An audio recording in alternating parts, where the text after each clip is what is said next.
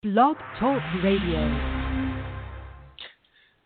Namaste, everyone. Welcome to Nature of Reality Radio on February 9th, 2016. This is your host, Andrew Fisher, normally doing this show Wednesdays from the suburbs of Philadelphia, Pennsylvania from 6 to 8 p.m. Eastern Standard Time to expose the true and false nature of reality for what it is and what it isn't. I will be doing a Saturday show today from 8 to, 10 p.m. Eastern I have scheduled. I don't know if I need a full 2 hours to do what I'm going to be doing, but I'm going to be doing the show by myself tonight because my guest that was scheduled, Darcy Hotchkiss, it all seemed like we were going to do the show, but she then contacted me a few days before showtime telling me that she got some unexpected info that a move that she was doing of some sort had to be done sooner than she expected, so she had to postpone the show. I'll try to get her on in June or early July or sometime. She wants to come on, but I'll be doing the show today. I've been going to be doing something that I've wanted to do for a little while, so I didn't need to contact any other guests and ask them to come on because I really wanted to do this at some point by myself.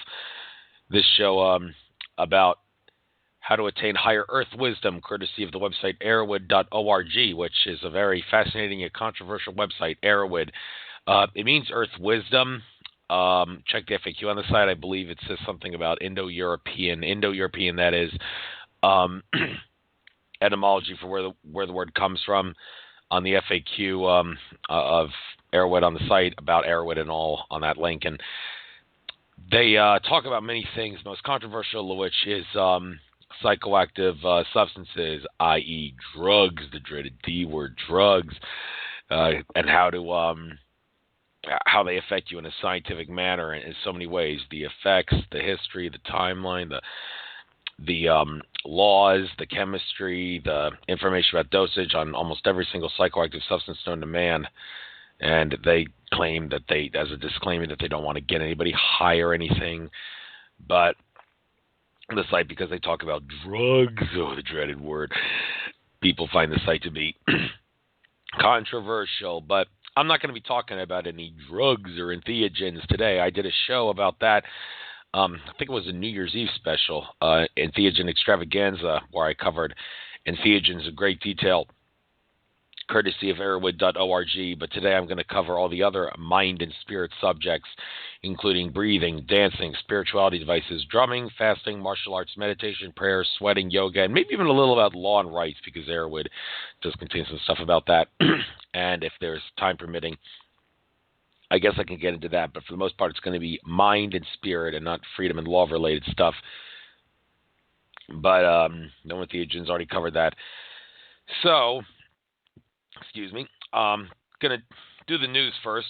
Well, actually, before I do the news, I need to talk about some magic of sorts that I experienced recently. I think that what I'm about to tell you is true, folks.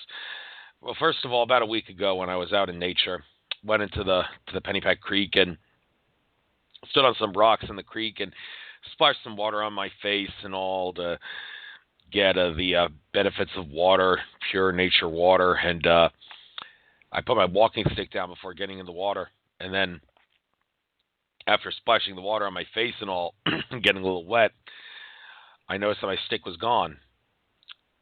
I'm immediately thinking, oh boy, this is the same thing that happened with those chips and metaphysical things that I had that were disappeared back in the day.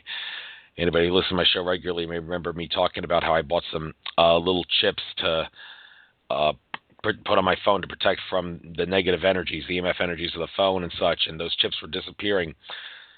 So I contacted the guy in charge of the company, who was a guest on my show, and asked him if anybody's ever had this problem where the chip seems to disappear. And, well, he said, no, not that I know of, but my wife has had problems like this before with a pendant. I'm going to put her on the phone. Maybe she can help you out. And he put his wife on the phone, and she claimed at some point that my paternal grandfather, who died 16 years ago, was telling her that my spirits and guides were taking the chips as a way of trying to inform me that they were there for me. And among other things, I wouldn't need those chips to protect me from EMF energies from my phone and such, because the guardian angels and spirit guides would do it for me, so I don't have to spend my money on that. And, I see no reason to not believe her. And anybody who listens to my show would know that I've had some other psychics try to communicate with my grandfather on the other side. and sessions and all. So that being said, my stick disappeared, and I was, like I said, about a week ago when I was at the creek, and I'm thinking, oh, it's the angels and guides trying to take it from me, because trying to play around with me and show me that they're there. Well, today I went to the Pennypack Creek area to do a creek cleanup, and from 10 to noon. And afterwards, we went to the Creek Center, the Pennypack Creek Trust headquarters, for lunch. And after eating, I went back to my car, and I thought, oh, might as well take this opportunity to find another walking stick. Well, I thought that, and I looked. It was in the parking lot where I parked my car where I was about to head out, and then I looked by a tree, and I saw a stick on the ground. I thought, oh, okay, this is the perfect kind of stick that I could use as a walking stick. Well, when I took the stick up, I thought, hey, this bears a striking resemblance to, and then I thought, holy shit, this is my original walking stick. This site that I was at, where I had lunch, where I was in the parking lot, it was about, I say, maybe half a mile's distance from the place in the Pennypack Creek area where my stick had originally disappeared while I was splashing in the creek, and about a week earlier. And now my stick, which, yeah, I am going to say, after looking at this stick, there were some things on it that I could clearly recognize that showed this was definitely the original stick that I had, with like where the bark of the wood had been ripped off and such, and the unique curvature at the top of the stick. And I'm thinking, whoa, angels and guides, you really are with me. And I guess this is a way of telling me that, and also as a way of saying, well, since you cleaned up the creek and did your job for nature, for Mother Nature, we're going to give you your stick back because we love you, Andrew, and we're here for you. Wow. So, folks, there are angels and guides out there watching over you, and they can do things like this to tell you that they're there. Believe it, I'm a living example. So I wanted to get that out of the way. And now that I've mentioned that, I'm going to do the news, courtesy of Alex Jones and Company at InfoWars. First article, Obama reassures Hollywood, Mr. Trump is not succeeding me. Quote, I recognize that there is a deep obsession right now about Mr. Trump, unquote.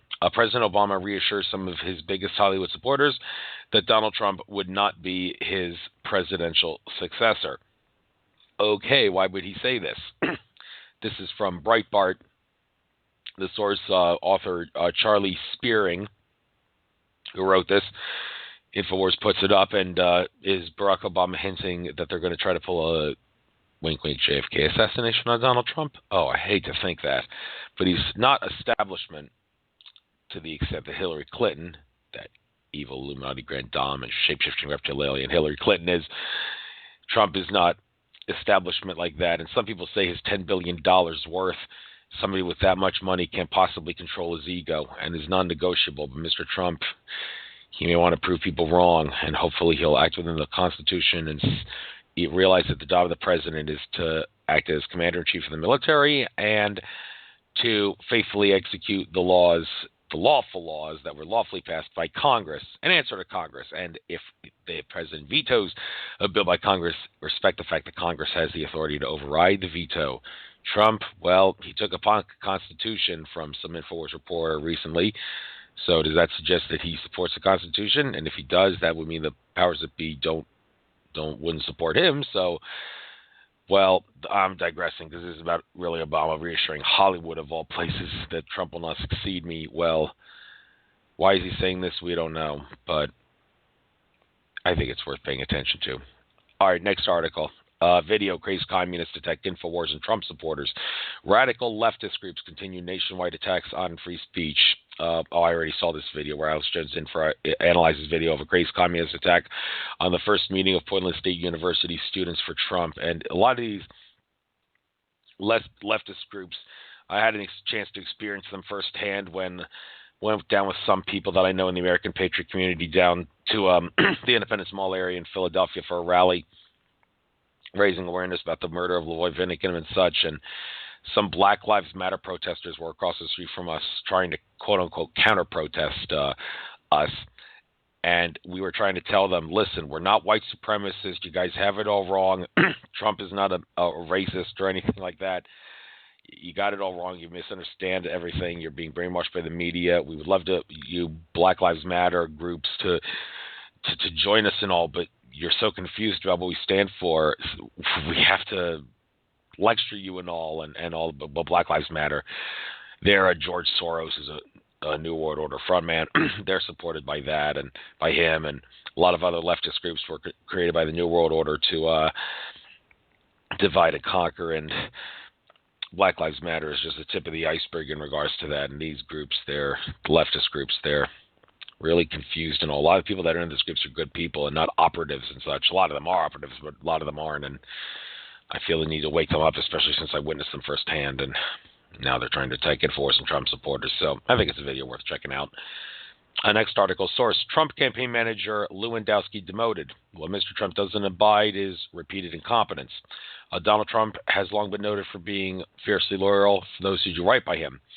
Thus, it came as no surprise to longtime friends and advisors that he stood by embattled campaign manager Corey Lewandowski after the mainstream media accused Lewandowski of manhandling a female reporter during a press scrum, even though video appears to show whatever interaction occurred between the two fell far short of the allegations an assault took place. But Trump doesn't abide in repeated incompetence, though, and it is that violation that is said to have now placed Lewandowski dangerously close to Trump's gotta-go list. Well, Trump, he's a workaholic, so he won't tolerate people who are not workaholics. So, Lewandowski, get your act together. Show Donald Trump that you're more competent, or you're going to be gone. And Trump will send a message to America saying, I don't tolerate incompetence, and as president, I'm going to execute the laws of Congress in a competent manner. So,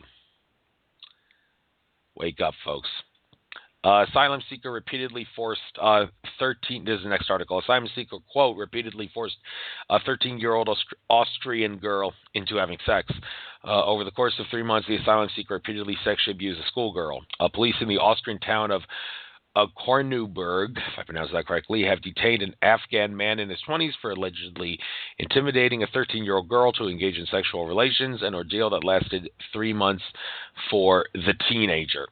Yes, this is what happens, like when people like Alex Jones and such try to inform us that these things are going to happen if you don't vet these immigrants that try to cross our borders, because a lot of these illegal immigrants are being put into these European countries and America to destabilize the countries, and they're closing the borders to do that. And the borders, immigration, it is a privilege because the people of a nation have the right to decide what criteria anyone or anything that wants to cross the border into the country has to go through to be able to immigrate into that country. And, well, they're taking that away in order to destabilize the country. So it's good to have an immigration process, even though some might say it discriminates against people for being of another heritage. That's not the point. The point is protect the country from outside threats, and securing the border is a good way to do that. Next article, Bangladesh Al-Qaeda wing declares war on atheists. Quote, unless we are totally sure that this claim is authentic, I don't think we will be commenting on it. Bangladeshi officials are investigating a claim of responsibility by Al-Qaeda's wing in South Asia for the machete murder of a secular blogger in the capital of Dhaka.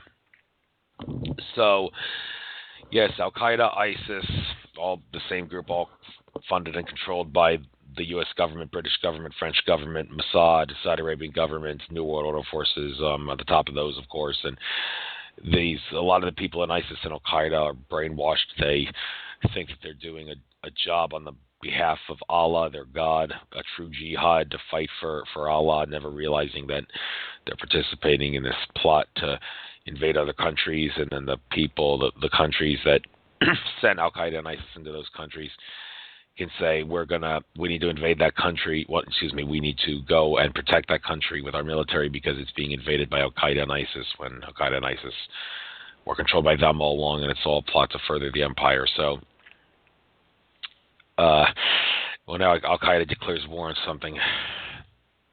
That's a problem. So atheists, I'm not really with atheists because I can assert that God is infinite consciousness and all, and there's evidence for that. But hey, if people want to do their religion, and nobody should have war, or it's not really religion, but nobody should have war declared on them because of their beliefs. Next article, U.S. Air Force deploys B-52 bombers in Middle East to combat Islamic State. The U.S. Air Force pulled its B-1 bombers in February and sent them back to the U.S. for maintenance.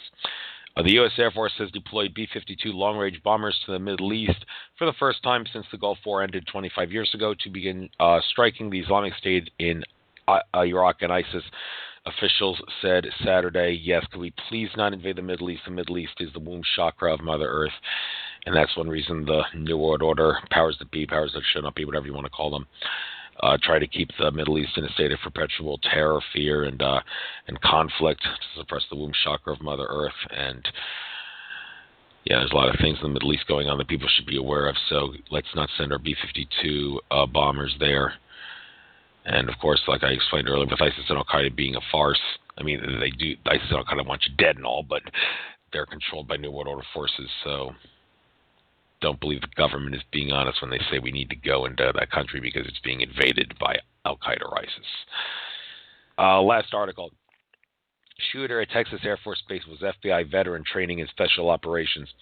The shooting occurred at 8:40 a.m. in a first-floor office at Forbes Hall. The shooter, an apparent murder-suicide at Texas Air Force Base Friday, was an enlisted airman who served a brief stint as an FBI agent before entering the service to become an elite para-rescue man, the U.S. officials said. Technical Sergeant Stephen D. Bellino is the shooter. And was this a case of someone who was under mind control, having their mind control codes triggered and doing a murder-suicide because of it? Well, I know that's possible, and, it's not something you can easily prove, but I'm going to go out on a limb and say, yeah, that's exactly what this is all about. And the New World Order, they're losing power at an extreme rate, so they're getting kind of desperate now with the flooding of immigrants into countries, illegal immigrants, and all these false flags that are happening, Paris and Brussels, their last-ditch efforts to keep the cabal going, and now these shootings to try to disarm us, and it's failing because people aren't falling for it anymore. So that's good. People are waking up. That's what we need. So that is the end of the news. To have someone here in the chat room, only one guest. The person can't talk, though, so because that person doesn't have an account to chat and all. So I don't know if people are going out on this Saturday or if they want to listen to me, but hey, I want to do one show a week, so if I have to do it alone, I'm going to do it. So you're going to have me for, I don't know, if I don't need until 10 o'clock to do this whole show because I'm a fast talker and all, but let me just first get a drink here because my mouth is getting dry. My throat's getting dry. All right. Take this bit by bit on the site Erowid.org on the Mind and Spirit page. So, I guess starting off, the techniques and methods, breathing, the first one. I'm just going to go across here and just go with the flow and see what articles come up and see which ones I can read off of and ad-lib as I go along. But here on Erowid it says, changing one's pattern of breathing can influence the mixture of gases entering the bloodstream, triggering physiological effects as well as cognitive changes ranging from mild stimulation to panic. Methods for influencing consciousness through breath modifications, have been taught in some spiritual traditions for centuries. Since the 1960s, breathing modalities have been developed in the West to precipitate transformative or therapeutic states of mind. Holotropic breathwork was specifically developed by Stan Grof to induce non-ordinary states of consciousness without psychoactive drugs. Forms of controlled breath that resemble asphyxiation can have fatal consequences. The fainting game or choking game, sometimes engaged in by young people, is typically done by one person to another. Though its effects are sometimes described in terms of its psychoactivity, it can also be deadly. Yeah, if you suffocate someone for too long. So holding your breath is not a good way to get high, I would assert. So let me see if there's any... no, there really isn't many articles here that are worth going into. It's just a quick little page talking about some things, and they have some offsite resources, but the pages are too long for me to read. So I'm just going to tell you some things that I know about from breathing, and I do know a few things because I've done some research on this. 9 deep breaths, the magic number of 9, seems to be the magic number for how many breaths to take, deep breaths to take in order to calm yourself. I learned that from Dr. Edward Group, who does a lot of work with InfoWars and such during his talk with Infowars reporter Anthony Gucciardi, and he said, breathe 9 deep times. Breathe in slowly, hold it for a brief moment, like maybe a couple seconds, and then 2 seconds at most, and then breathe out slowly, and breathe with your diaphragm, not your lungs, your diaphragm. The diaphragm breathing, as Indigo Child Matteo Stefano said, can enhance and expand your consciousness. That's the way you want to breathe, and with these 9 deep breaths, that's the way to go. So 9 deep breaths is perhaps just a simple, basic way of relaxing. If you're not the kind that meditates, or if you're just going nuts or something and you want to find a way to calm down, but you're not really a meditator, then 9 deep breaths is probably the way to go. In the choking game, I'm not going to really get into the specific techniques for how that works. That's not important because it's not recommended. So, enough for breathing. Dancing. I did look at some of these things before the show a couple days ago to see which things have long articles that I can go and which don't. So this dancing, a little bit longer, maybe some articles that I can click on here in the secondary offsite resources. Dancing has been an important component of many religious rituals. Repetitive rhythmical movement was thought essential to build up to the moment of ecstatic union with the deity. Dancing is a gesture of the whole body which can alter the body with the soul. It is one of the most powerful forms of spiritual or magical ritual. It is a dynamic tool for awakening and stirring the subtle forces and energies of life. True sacred dance is a means of focusing and directing consciousness through physical behavior. It is an outer expression of the inner spirit. Ancient worshippers of the goddess attributed the initial creation of the universe to her magic dance over the waters of chaos, or the great deep, Hebrew Tehom. It is Hebrew word Tehom to describe the great deep. With rhythmic movements, she organized the as yet unformed elements, making orderly patterns that the Greeks called diakosmos, the goddess's ordering. She is still found even in the Bible as a spirit that moved on the face of the deep before God spoke the universe into being. The four-armed Shiva is worshipped as a world-sustaining deity whose cosmic dance, called the Nataraj, expresses the symbolic movements of the universe and the rhythms of ongoing existence. There's a picture, a statue of Shiva here, standing on like a small child or something on one leg, on the right leg with the left leg, like pointed almost horizontally across the body, with 2 arms, the back arms out to the side, with the other arms in like an up-down position. That's the Shiva dance, and called the Nataraj.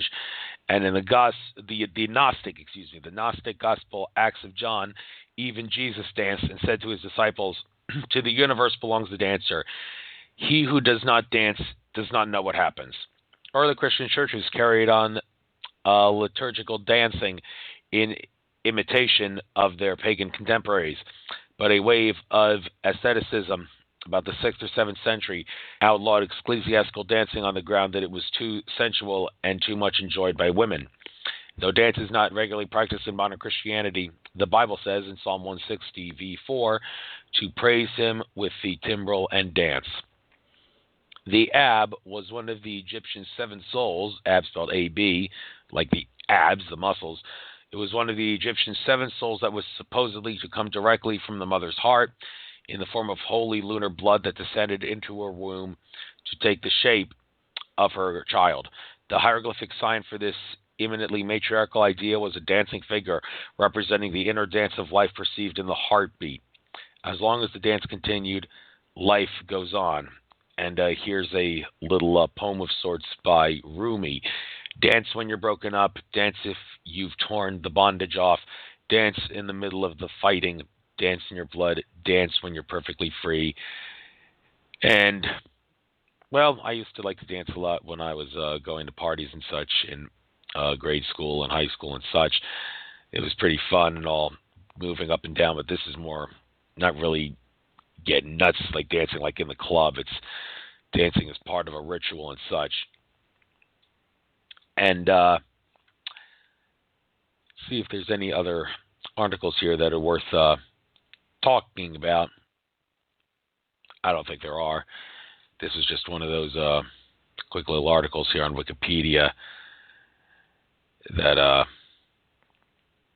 it's something to talk about. But a lot of these pages here don't seem to exist. Yeah, Erowid, it hasn't been. A lot of the pages on this site haven't uploaded, but hey, even a lot of the stuff on it is still pertinent to this day. Here's a quick little article on Sufism and whirling dervishes. Jack Anderson from the New York Times writes, raising their arms, holding their right palm upward toward heaven and their left palm downward toward earth, they gradually started whirling in a counterclockwise direction. No one rushed. Every step looked measured. At times, all the men paused, returning their arms to their chests. Then the whirling began anew, just as unhurried as before. Whirling thereby became a form of competition.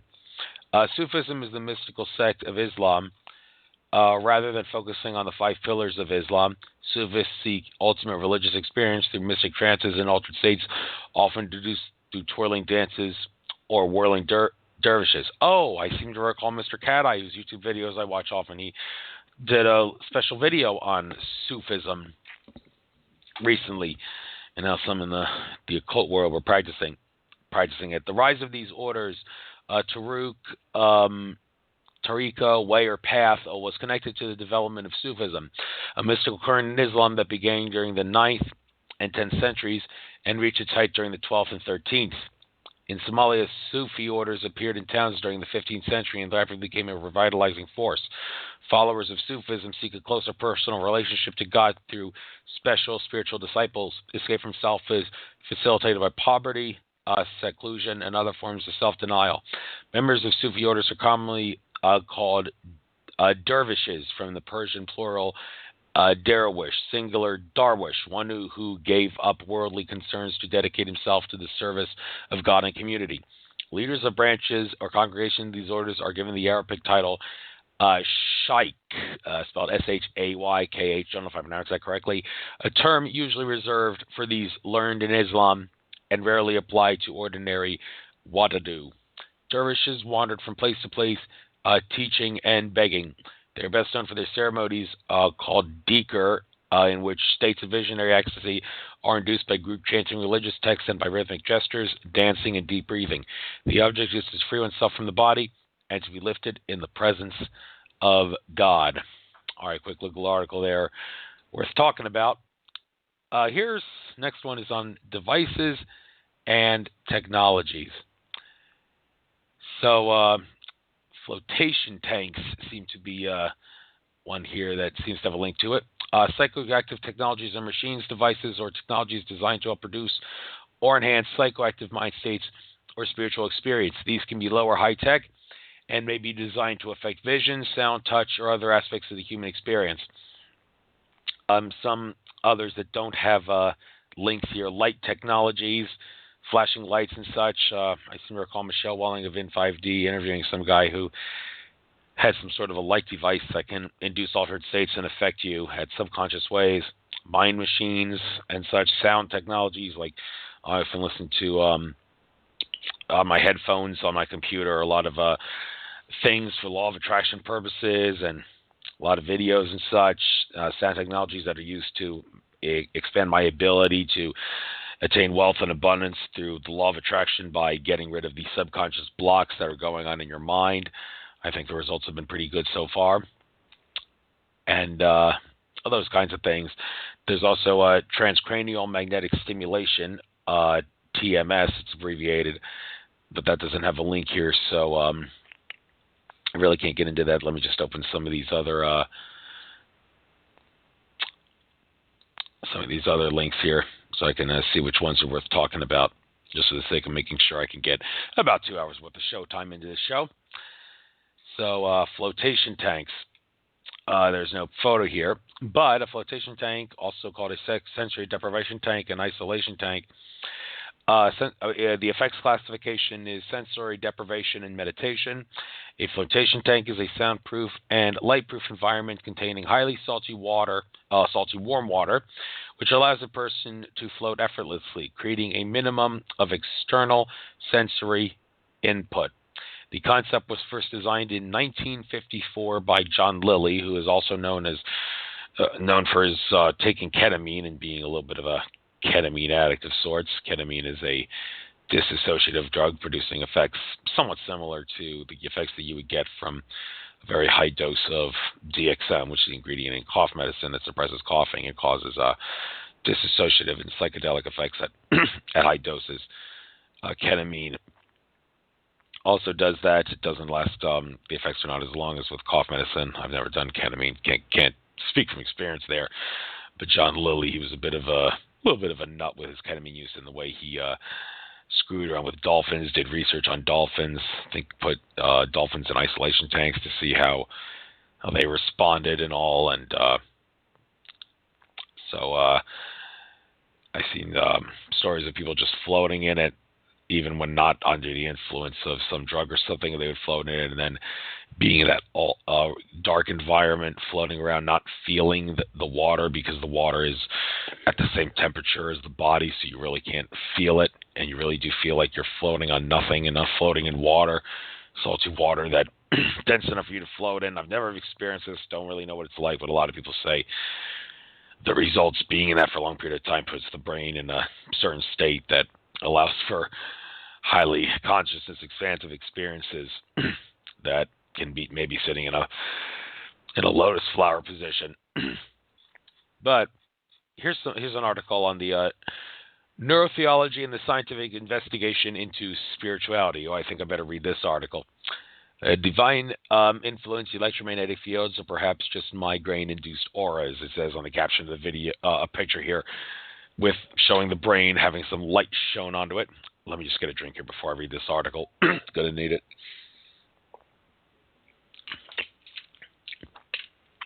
It says here, I'm not going to check the source here, but it says, this quote, "I get the strangest feeling. Most of it can't be put into words. The whole world suddenly seems more real at first. It's as though everything becomes crystal clear. Then I feel as if I'm here but not here, kind of like being in a dream. It's as if I've lived through this exact moment many times before. I hear what people say, but they don't make sense. I know not to talk during the episode, since I just say foolish things. Sometimes I think I'm talking, but later people tell me I didn't say anything. The whole thing lasts a minute or two." So what's being described here? A salvia divinorum trip, perhaps, or a mystical vision? Actually, this description is a typical account of someone who suffers from temporal lobe epilepsy. The disorder has been known to cause oral, olfactory, tactile, and visual hallucinations, intense bouts of anxiety, deja vu, jamais vu, sensed presences, the perception that some invisible presence is in the room with you, and a general feeling that humans are part of a greater system or transcendental framework. These symptoms can also be found independently or combined in innumerable ways in the religious experience.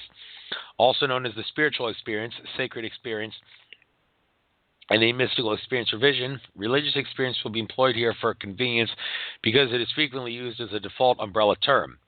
However, it is important to remember that I am not referring to commonplace religious moments, but instead to the incredibly profound episodes that have guided prophets, saints, and visionaries, and sometimes provided the foundations for entire belief systems. Spiritual traditions, including the great religions, rely heavily on a cornucopia of ghosts, demons, angel spirits, and deities in myriad forms, as well as communication from beyond our worldly existence.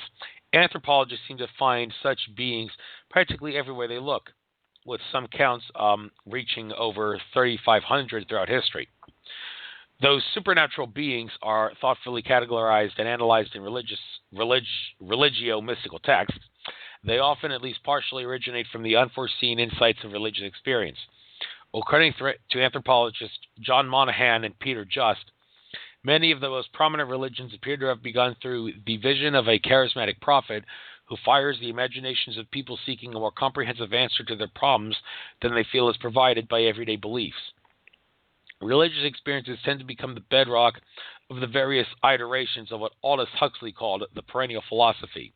Quote, "The thing, the metaphysics that recognizes a divine reality substantial to the world or things in lives and minds, the psychology that finds in the soul something similar to or even identical with divine reality, the ethic that places man's final end in the knowledge of the immanent and transcendental ground of all being. The thing is immemorial and universal. Rudiments of the perennial philosophy may be found among the traditional lore of primitive peoples in every religion of the world, and in its fully developed forms that is a place in every one of the higher religions.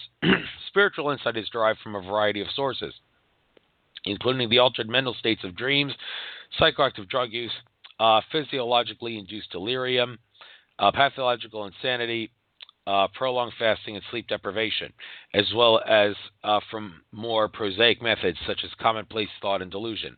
However, the religious experience is one of the most durable and recognizable wellsprings. After excluding the other sources just mentioned, a simplified archetypal religious experience emerges, a spontaneous occurrence broadly categorized by the psychologist William James in The Varieties of Religious Experience as transient, ineffable, noetic, and passive, throughout which the human is awake, sober, and physiologically and psychologically and physiologically stable. It should be noted that despite the precising definition, loyal believers have granted much leeway to historic figures who have claimed to have had purely religious experience. When one or more criterion is not met, complications in ascertaining the source, metaphysical or otherwise, of an insight inevitably arise. A quintessential example may as well be that of Jesus in the desert, in which any speculation of his vision, supposedly metaphysical source, is forever complicated by his prolonged fasting and probable heat-induced delirium.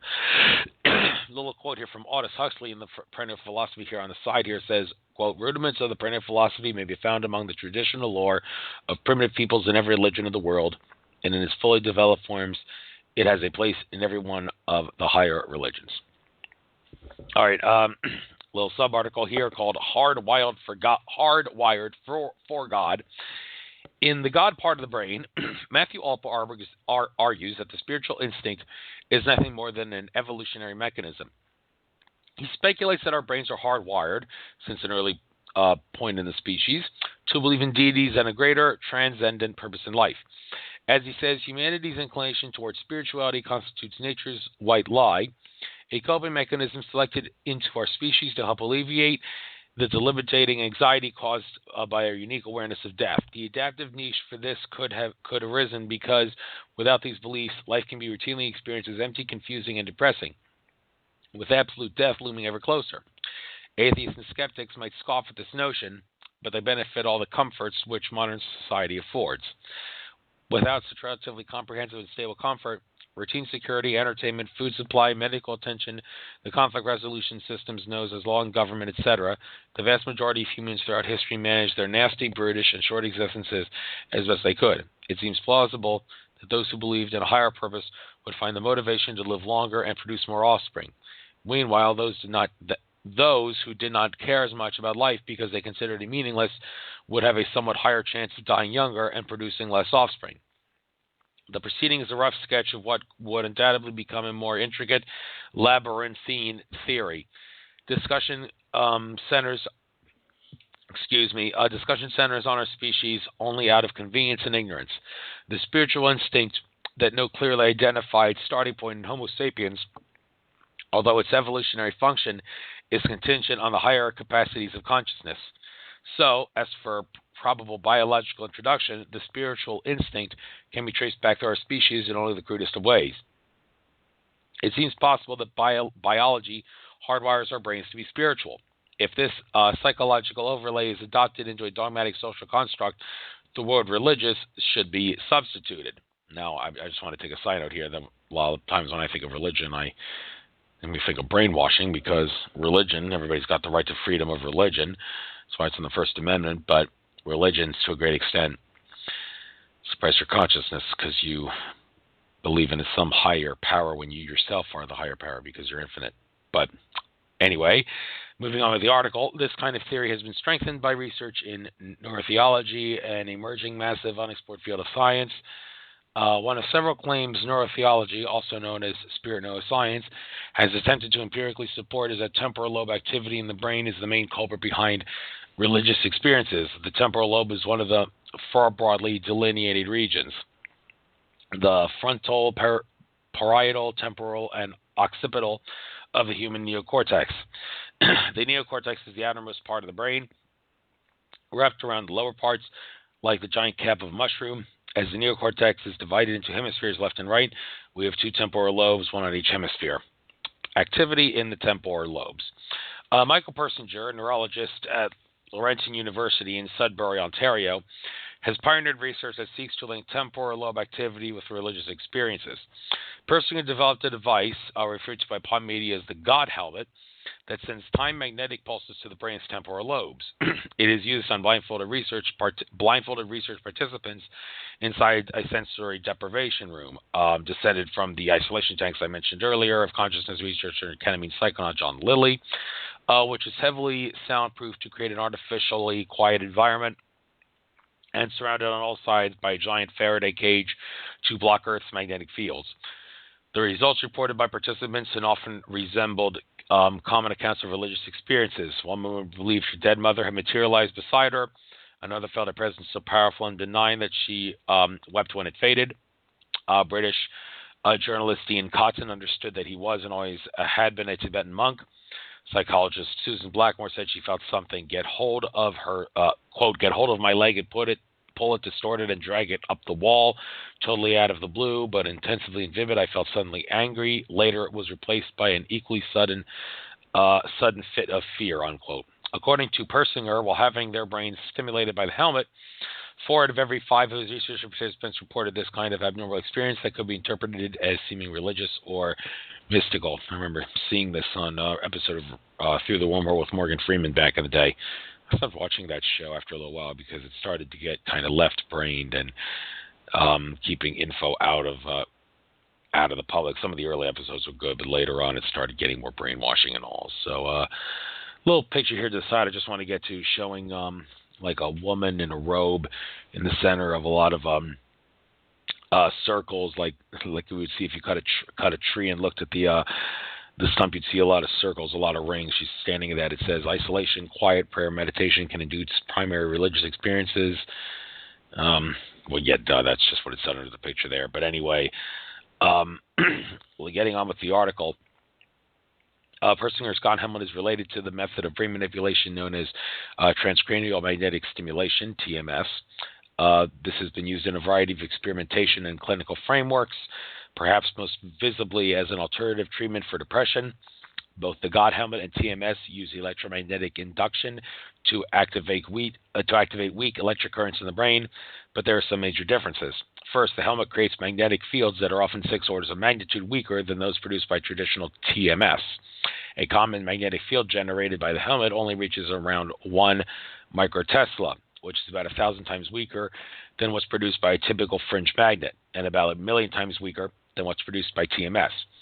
Second, TMS normally uses simple, predetermined repetition to time its magnetic pulses, whereas the God helmet bases its pulses on real-time measurements of the participants' physiological processes, syncing, for example, to the rhythms of the brain's amygdala. During Persinger's research, it was discovered that there lived an adolescent girl who claimed to be tormented by paranormal events, including one event she interpreted as impregnation by the Holy Spirit every night while she tried to sleep.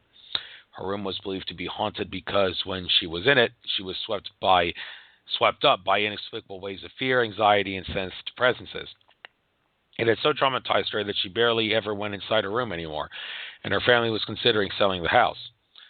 They were visited by researchers equipped with devices for measuring, among other things, the magnetic fields surrounding the area. Nothing seemed out of the ordinary at first. Eventually, though, a certain clock radio, which the girl cut close to her bed, was found to be emitting a kind of complex micro-Tesla range magnetic pulses that are known to cause seizures in sensitive humans.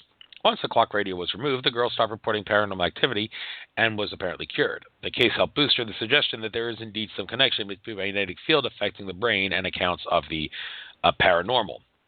Andrew Newberg, a prominent researcher in the field of brain imaging at the University of Pennsylvania, has peered into the brains of research participants as they engage in meditation and prayer. Regardless of participants' preferred spiritual traditions and belief systems, they were all given the same generic instructions to hold and told to enter into a meditative state or communion with their deity. Newberg's results showed that across all the different prayer meditations he tested, the temporal lobes were significantly activated. This helped suggest to him that the brain hardwired for religion. Little quote here on the side, quote, perhaps in the end it may be shown that a vast amount of religious experiences have rational explanations behind them. Yes, finishing up here in this little sub-article, the basic theory developed by Michael Persinger and his colleagues purports to explain why some people are more prone to religious experiences than others. Their individual proclivities are directly related to how susceptible the temporal lobes are to external or internal influence. External influences could include everything from large magnetic fields occurring naturally on Earth to the malfunctioning clock radio mentioned earlier. To list but two examples, internal influence include, among other things, disorders such as temporal lobe epilepsy. Numerous experiments have suggested that these physical, not metaphysical, influences on the temporal lobes can cause perceptions similar to those reported in religious experiences, and that certain people are greatly susceptible to these influences, while others are apparently immune. The implication is that many people who report mystical, otherworldly experiences might have actually been affected by more mundane worldly phenomenon. Some religious experiences could be explained by activity in the temporal lobes or other areas of the brain, with others remaining unexplained. The brain is extremely complex, and we are continually learning more about it. So perhaps in the end it may be shown that a vast amount of religious experiences have rational explanations behind them. I just mentioned that quote. Neurotheologists engaging in these efforts generally do not intend to link all religious experiences to rational explanations, and in any case, they cannot do so regardless of their intent. There's a little picture here on the side saying mystical visions may have been inspired by migraines. Okay, epilepsy and migraines is the title of this little sub-article here in this big article that I'm almost done. St. Teresa of Avila is one of the well-known historical figures who claim to have vivid religious experiences, including hallucinations and having a sense that Jesus stood inevitably beside her. Her stance was that her experiences were supernatural visions in communion with God. There are two rational explanations that could be offered as alternatives. First, she might have suffered from a mental disorder affecting the temporal lobes. Perhaps it was simply temporal lobe epilepsy. This serious brain disorder could have easily induced perceptions that, for lack of alternate explanations during the 16th century, were attributed to supernatural influence. Second, her temporal lobes might have been much more sensitive to magnetic fields, than those to the average person, and naturally occurring phenomena in her external environment might have triggered her episodes. Such alternatives are a bit unromantic compared to the traditional explanation. Importantly, though, both alternatives rely on phenomena, a mental disorder and electromagnetism, that have extensive grounding in empirical research. However, Teresa lived during a time where these explanations did not exist. Indeed, most neurology did not exist, and she was of a deeply religious disposition prior to the onset of her visions. It is easy to see how, given her upbringing and circumstances, she would have been strongly inclined to attribute anything extraordinary to her religion. Alluded to above were other neurological causes of religious experience now relying on the temporal lobes. Chronic migraine headaches with auras is one such case, which have been discussed in the medical literature for decades and is no longer controversial.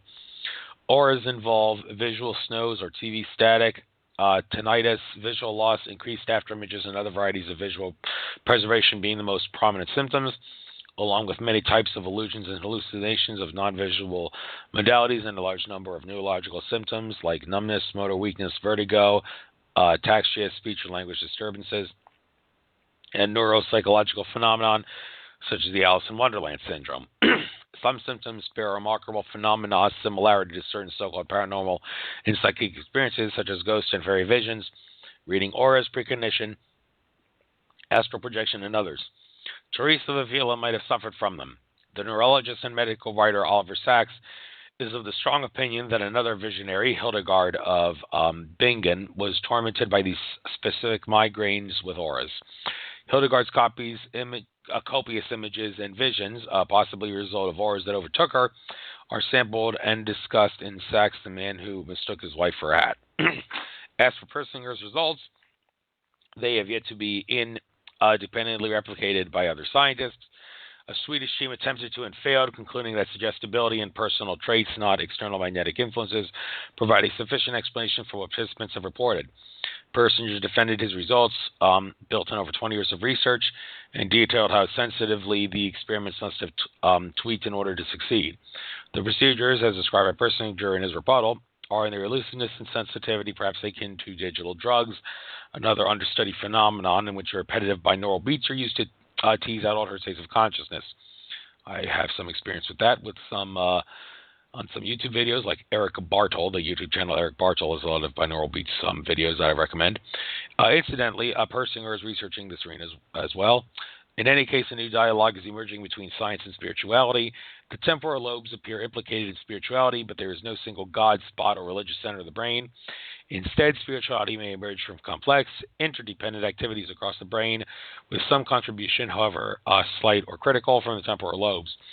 And it is far from clear that magnetic stimulation is the best avenue for scientifically exploring religious experiences, so neurotheology could and likely will branch off in new directions. If the results thus far seem unimpressive, it might be useful to note that science has practically no track record of giving up on these kinds of quests for knowledge. There were over 2 millennia of inconclusive results between when individuals in India and Greece theorized the atom to when Albert Einstein helped to firmly establish its existence in 1905 with his paper on Brownian motion. In that light, a few decades of plodding experimentation between the time when the term neurotheology was coined until the present day seem quite brief. Last quick little sub-article here is called, Is God All in the Brain? Well, I'm going to say right off the bat that the answer to that is no. God is infinite consciousness, and consciousness is the same as self-awareness, which has nothing to do with the brain, contrary to that, what that's Through the Wormhole with Morgan Freeman episode that I saw that later on after the show first aired, long after the show first aired, which convinced me the show is getting into a more left brain mentality and it's not worth watching, like a lot of things on television. But anyway, just to answer the question in regards to what the article says, is God all in the brain? Are all religious experiences merely aberrations in brain activity caused by physical phenomenon, or is there room for deities in the supernatural? Well, of course there is. Our research supporting the former is non-existent, while the metaphysical beliefs backing the latter are largely relying on faith and lack convincing evidence. There's a lot of convincing evidence. Was it convincing? I guess we could debate that. This article is just trying to give the skeptics the benefit of the doubt, I guess. It seems highly likely, practically beyond question, that physical phenomena are causing some of the visions and experiences attributed to supernatural influence. The brain is complicated, partially uncharted, and often misunderstood, so we would be wise to learn more about it before categorically ruling it out and asserting divine intervention. While I strongly urge a modern analysis to consider such empirically based possibilities, I think it is also possible that people are having genuine visions that transcend material reality, perhaps in a small fraction of reported cases. As much as we do not know about the brain, we understand less about fundamental reality. We are still grasping at shadows of the walls of Plato's cave. Understandably, most scientists and rationalists will remain skeptical or even cynical towards the metaphysical line of reasoning offered by spirituality. Yes, that's the problem with the left-brained world that we live. Well, people are turning more right-brain now. There's no question about that. People are waking up exponentially. So hopefully that'll change. This article was written in some point in 2012. I didn't get the exact month when I quickly looked at that. But anyway, last thing in the article, meanwhile, spiritual believers will continue to argue passionately for the validity of intuition and faith.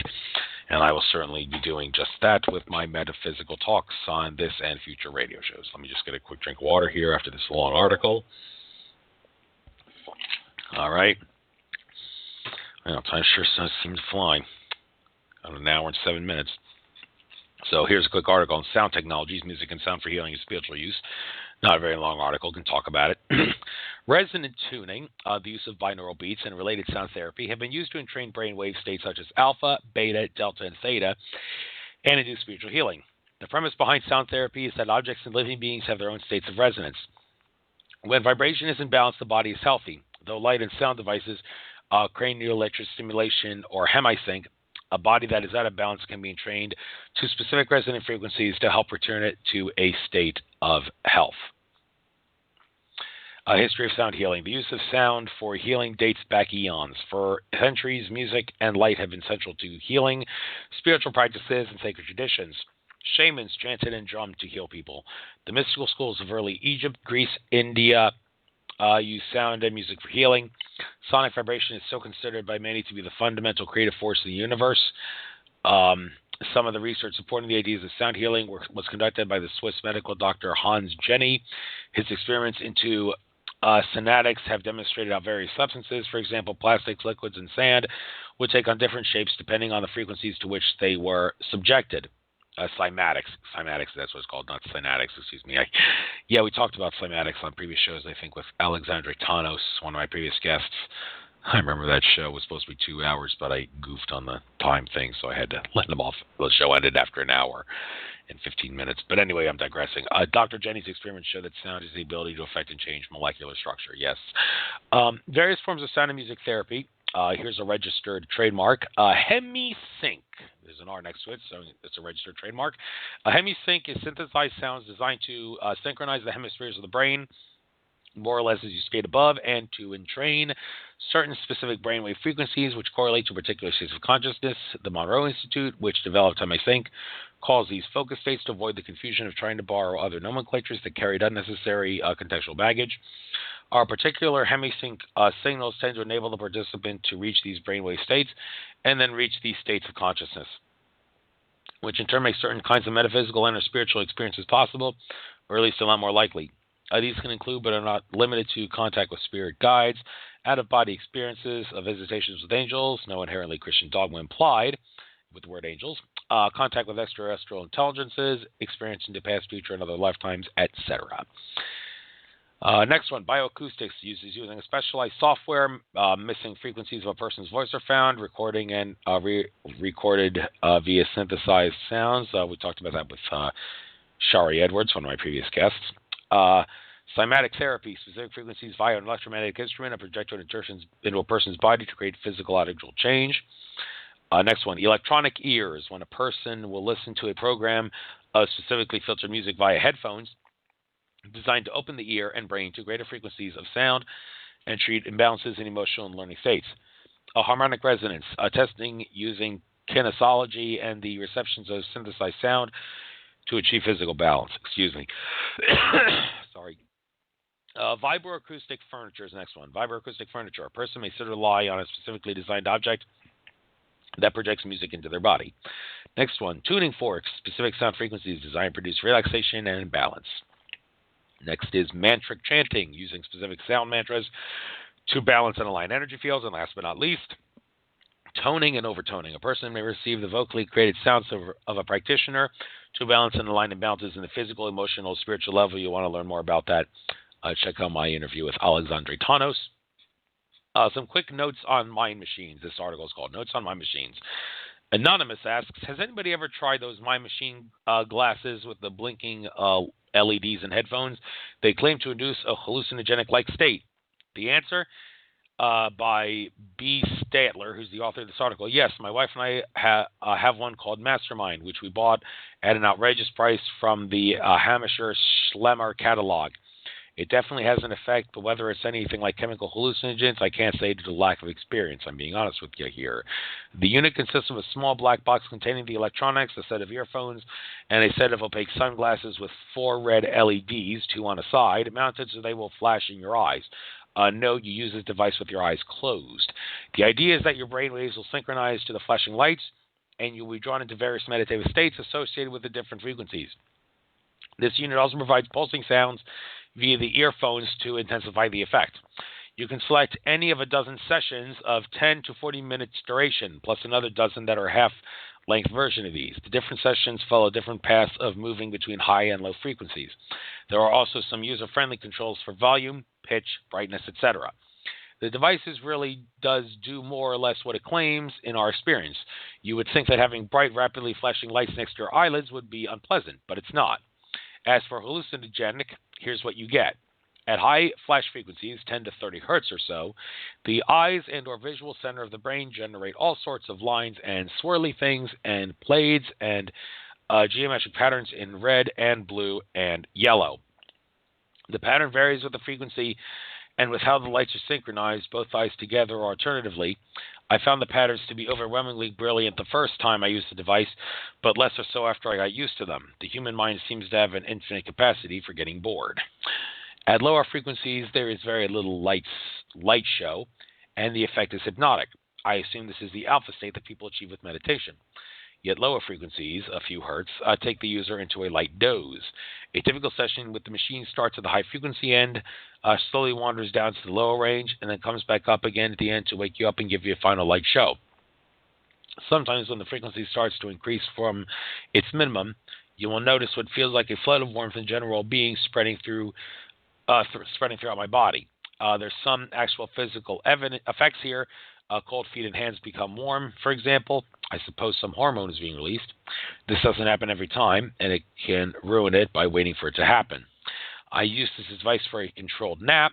I set it in advance exactly how long it will be and how deep, and ensure that I wake up gently. 5 minutes is enough to relax computer's strained eyes, but 10 to 40 minutes is needed to give my brain a reset. I know someone who used one of these along with a moderate dose of dextromethorphan, the cough syrup drug, and had a loss of ego experience. I couldn't distinguish what it was to me, what was the light show, and what was the bed I was lying in. If anyone has used one in conjunction with other psychoactive materials, I'd like to hear about it. Warning, these devices can trigger some form of epilepsy. Remember the epileptic researcher in the Andromeda strain who got knocked out by a flashing computer display. That part wasn't fiction. I suppose this really ought to be in at alt.cyberpunk.tech, but it's not. So Bill Statler was the guy who wrote that article. Just thought I'd throw that out. All right, now here's one last article on this subject. Transcranial Magnetic Stimulation, an Introduction by Grant Balfour. One of the newest avenues of research into the mind-body relationship has nothing to do with religious ritual, ethnobotany, or tinkering with brain chemistry. It's about altering the way the brain behaves on the most basic level, the electrical impulses that constantly stream from neuron to neuron. Physiological researchers call it transcranial magnetic stimulation, or TMS. The basic premise of TMS is that the brain operates using electric signals, and it's possible to alter the way the brain works by altering electrical environment.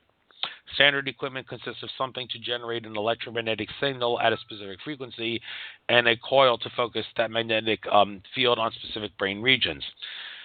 Thus far, it appears that frequencies lower than 1 Hz will inhibit brain activity, while higher frequencies stimulate the brain, although no one is sure why. The normal frequency of waking human brain is said to be around 12 Hz, beta state, while brains deep in meditative trance dip down to around 8 Hz, the alpha state. As early as 1985, researchers at the University of Sheffield found that magnetic fields could activate brain cells. At around the same time, electronics researcher David S. Wolonek began creating several different TMS devices and tested a wide range of extra-low frequency signals on subjects, that's ELF signals.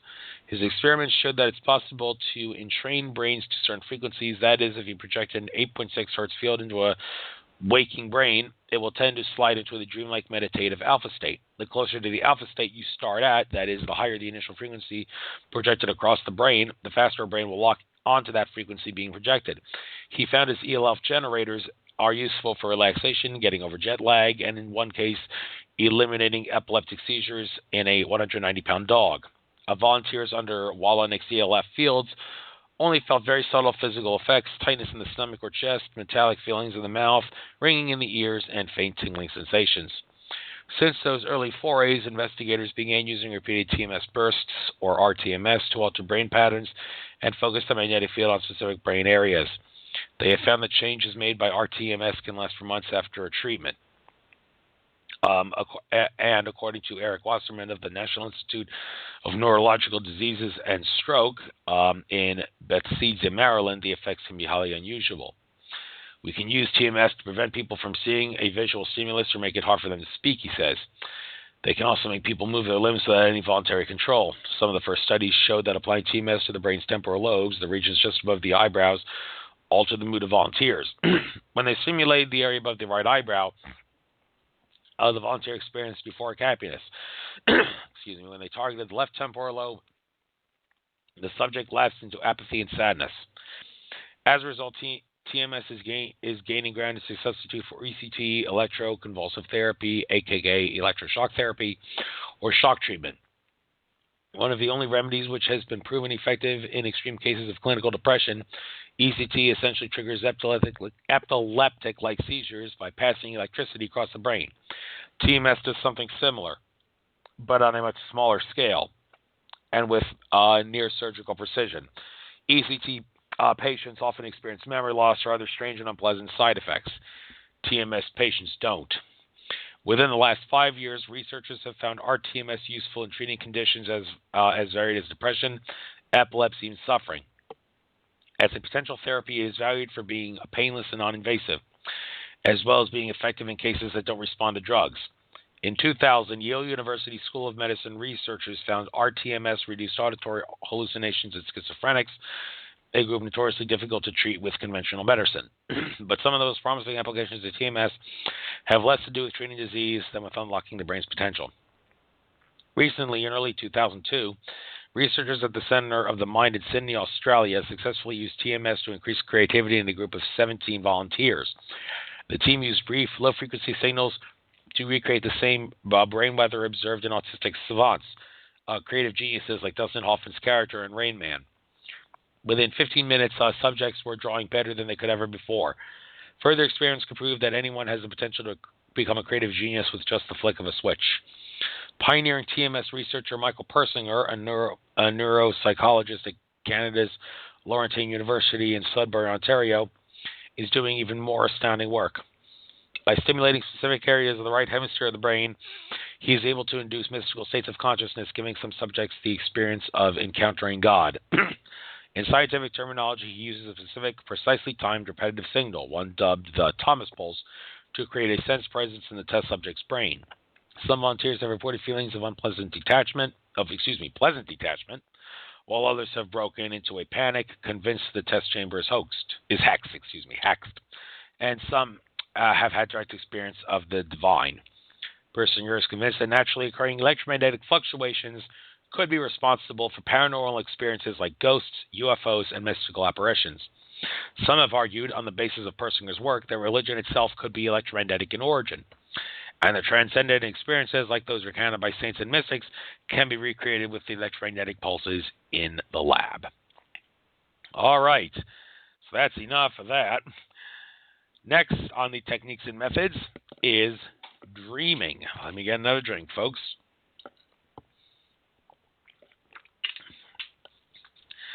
I think I'll need a full 2 hours for this. Oh, there's really nothing here. It's just a few quotes. They just have some experience write-ups, some general stuff, and is there any... it doesn't seem to be anything here. Just some quick quotes to point out here. Our dreams are a second life. I have never been able to penetrate without a shudder those ivory or horned gates which separate us from the invisible world. Gerard de Nerval from Aurelia in 1855 said that. Carlos Castaneda says, what dreaming does is give us the fluidity to enter into other worlds by destroying our sense of knowing this world. Okay, I don't know if destroying is the right word there, but I still like the quote. Another quote here by W.H. Alden in The Dyer's Hand says, a daydream is a meal at which images are eaten. Some of us are gourmets, some gourmands, and a good many take their images pre-cooked out of a can and swallow them down a hole absent-mindedly and with little relish. Yes, a lot of people daydream about those kind of ridiculous things. Comical quote there, like it.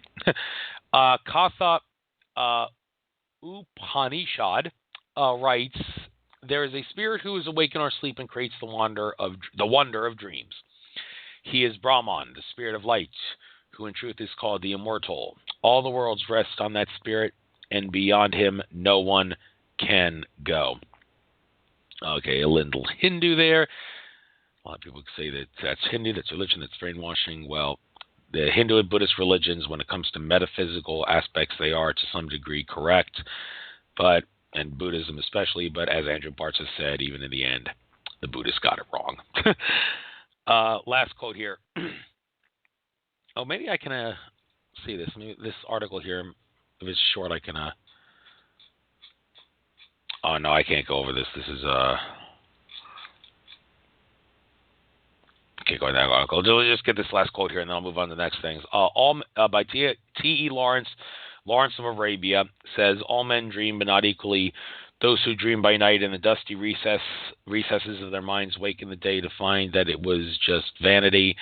But the dreamers of the day are dangerous men, for they may act their dream with open eyes to make it possible. Interesting way of looking at it. All right, next on the list here is drumming. And there's nothing here except for some off-site resources. So let me get up some of these articles and see which ones are worth discussing. Okay, nothing there, nothing there, nothing there. You know, Erowid's an old site. A lot of these things don't exist. Page not found, page not found. There's this thing called the Earth Drum Council. Contemporary drumming movement is an integral part of a new culture and emerging new paradigm that melds the ancient understanding of the interconnection of all things with a scientific overview. And drumming is the soundtrack of the new story of Gaia, the story that tells how humans may heal our relationship with our home on Earth. In many places, people are coming together in a circle around the fire to drum and dance and connect with each other and the Earth. Across all boundaries of religion and race, age and station, the people gather in rhythm to communicate with Gaia.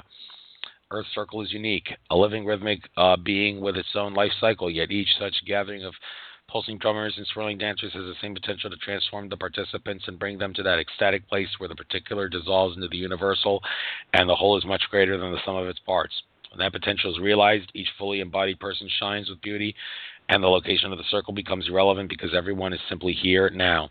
This place is perhaps the most profound home of all. So that's on the front of the website, earthdrum.com, the site that's still going on.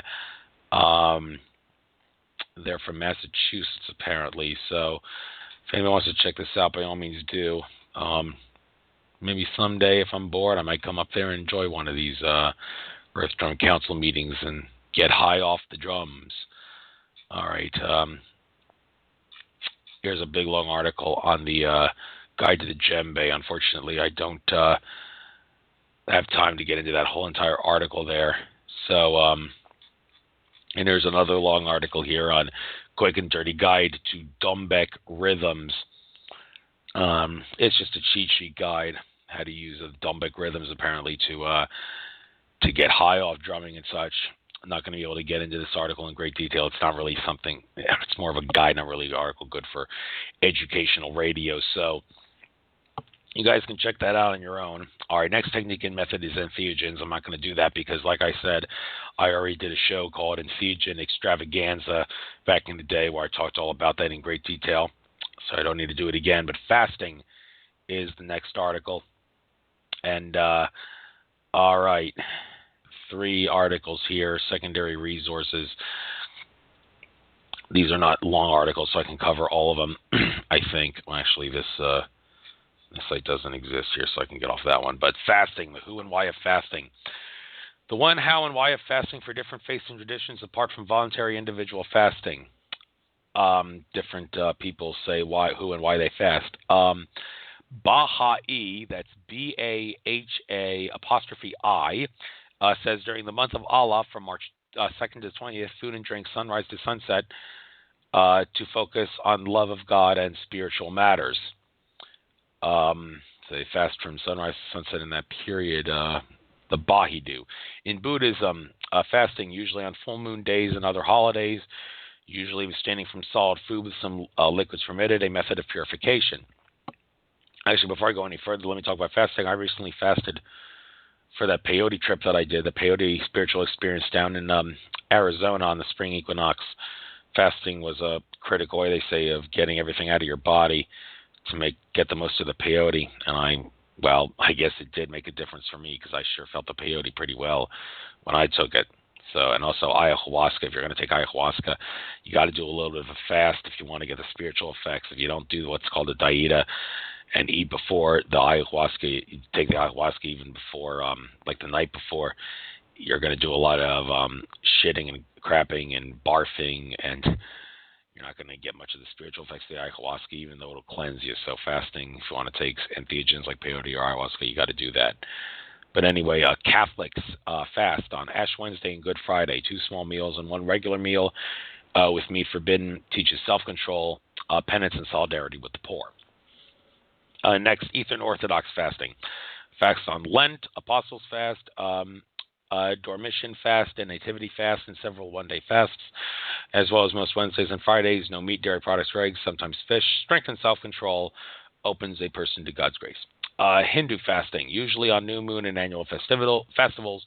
Practices vary, sometimes 24 hours to complete abstinence from any food or drink, but more often an elimination of solid foods with occasional drink of milk or water, enhancement of concentration during meditation or worship, purification of a sacrifice. Judaism, fasting on Yom Kippur, the Day of Atonement. Tisha B'Av, a commemoration of destruction of the Jewish temple, and several other annual days. Eating and drinking forbidden on Yom Kippur and Tisha B'Av for a 25-hour period from sunrise to sunset. Other days, eating and drinking forbidden from sunrise to sunset, atonement for sins and special requests to God. Mormons fast first Sunday of each month, no food or drink for 2 consecutive meals, and donating food or money to needy. Closeness to and concentration on God, with individuals or family fasts held to petition for a specific cause such as healing or decision making. Muslim, Ramadan, the month when the Quran was first revealed to Muhammad, as well as other days and periods. No food or drink, break of dawn to sunset each day of the month. No smoking or sexual intercourse the entire month. Quran commands it. Pagan fasting, some fasting preparation for Ostara, the spring equinox. Well, I did that when I did peyote. Discretion of individuals, some total abstinence, other reductions in food, purification sometimes used in preparation for magical work. Evangelical Protestants fasting include at discretion of individuals, churches, organizations, or communities. Foods abstain from variety, spiritual nourishment, solidarity with the poor, counterbalance to modern consumer culture, or petition to God for spiritual needs. Mainline Protestants, at discretion of individuals, churches, organizations, or communities. Foods abstain from vary for spiritual improvement or to advance a political of social justice agendas. All right. So now this article, The Ancient Art of Fasting by Terry J. Andrews. Throughout the centuries, fasting or abstaining from food and or drink has been a way to cleanse the body, open the mind, and free the spirit. Its therapeutic values are one of the oldest known to man. Dependable, safe, and effective, fasting was endorsed by innovative medical greats such as Hippocrates and Galen, and even today, alternative healers consider it one of the best ways to heal the body and de-stress the mind.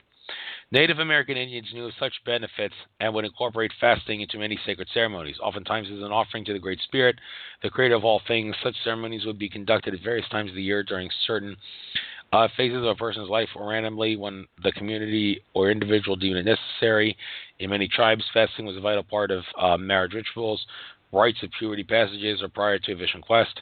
By cleansing the mind and the body, the individual was free to experience powerful dreams or visions that were interrupted as omens or messages from the Great Spirit. Fasting was and still is considered to be a powerful medicine, meaning it can bring about healing properties, a sense of personal power, and individual strength. A lot of people would also say food can be considered a drug because of its ability to heal and such, but sometimes fasting, I guess, is better than eating. It depends on the illness, I guess. It allows the participant to connect with their humanness, unfolding their own potentials and life meanings. According to modern claims, fasting benefits include a loss of excess weight and water, flushing of body toxins while cleansing the digestive system, gaining energy, allowing the body time to rest, recover, and rebuild the immune system, and it clears the mind. The Vision Quest. A vision quest is a time when an individual becomes more aware of their body, their dreams, and their own sense of self. It is a sacred ritual, a personal test that requires patience, endurance, and a strong will. The goal of the quest is to purify the body of negative thoughts, substances, and feelings. When completed, the individual is left feeling energetic, alert, and healthy. The natives use this practice as a way to connect to their supreme being, to be open to the messages of the spiritual deities. Your own journey is next sub-thing here. It is possible to incorporate the ancient rituals of the native vision quest with a modern fasting program by following similar ceremonial practices and techniques. Here is a basic plan which consolidates the two. This quest can be sustained for 1 day, but can be extended as long as 10. Before you begin, consult with your doctor, purchase the juices that you will need, any juice aside from tomato and orange juice, bottled water and lemon juice, and herbal teas, dandelion, golden root, nettle, echinacea, however you pronounce that, red clover, peppermint, chamomile, rose hips, alfalfa, and milk thistle, are good choices. Some participants choose to mix 2 parts tea with 1 part cranberry juice and clear your schedule so you won't be disturbed. As the toxins move out of your body, you may experience side effects, including headaches, cramping, craving, fatigue, bad breath, hunger, frequent urination, minor mood swings, dizziness, skin eruptions, anxiety, diarrhea, and nausea. Don't be alarmed. It means detoxification is working. Reintroduce solid foods slowly back to your diet. Following the fast, start with soups, fruits, and vegetables. Do not eat meat for 3 days. Tips. Drink throughout the day, rotating the water with lemon juice, the teas, and the juice. Include 1 acidified 3 times a day, 1 to 2 tablespoons of psyllium seed twice a day, and 3 capsules of spirulina 3 times a day. The quest is morning. Upon awakening, slowly stretch for 15 minutes and breathe deeply for 10. Smudge yourself in your home by burning sage sticks on the leaves and allowing the smoldering smoke to purify your being. Take a long breath. Drink. Mid-afternoon, take a walk through nature. Enjoy the day, the sun, and the weather. Find a place to rest and relax. Fall outside. Read, daydream, or nap. Connect with nature. Take a souvenir from your spot to remember the day. Drink. And then in the evening, drink. Massage your legs, your arms, and your neck. Relax with music, a good book, or a comforting movie. Before retiring for the night, drink. Repeat the morning routine. Place your souvenir next to your bed and reflect upon the day and pray. All right, if anyone wants to check that out, the article again is The Ancient Art of Fasting by Terry, Terrij Andrews. If anyone wants to, if I was talking too fast or something, which I have a bad habit of doing, I know, we can check that out by typing that article into a search engine. All right, next is martial arts. There doesn't seem to be too much here. They have different, well, I can't go over all of these martial arts. Maybe on a separate show I could talk about martial arts. I haven't been able to get a martial art expert on my show. I do take martial arts, as many of you know. I'm a brown belt in Aikido. And it'll be a while before I can get a black belt, though. It seems like things are turning up in my life to keep me out of the dojo. I haven't been able to go there as much as I want to. But let me just see a couple of these websites here. There's this website, AikidoWeb.com, and there's Aiki.com. Has a lot of things for dealing with Aikido sites that maybe I should check those out. I never knew they existed.